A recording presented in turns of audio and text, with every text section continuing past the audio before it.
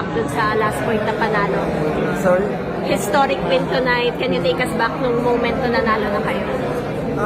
Siyempre, ito nga, yun, history nga. Sobrang masaya and proud ako na parte ako ng history na to. And ayun, sobrang nakaka-speechless ng pagkamanalo na.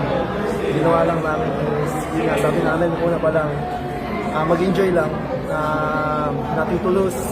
Pakita lang natin kung anong mga natutunan natin and kung anong meron tayo. Brent, 25 points coming from you. Anong paghahanda yung ginawa mo para sa game na to?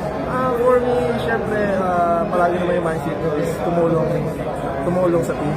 Yun na, in terms of point. Kasi doon ako mas nakakatulong sa team.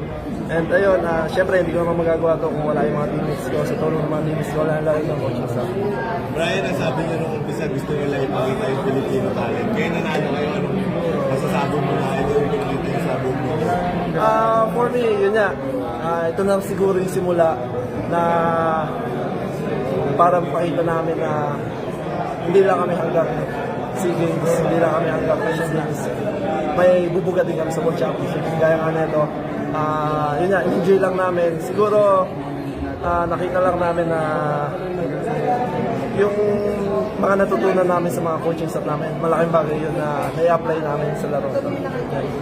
Brian, malayo na narating ng Philippine Volleyball. Gano'ng kalayo pa yung pwedeng marating after ng panalo na to?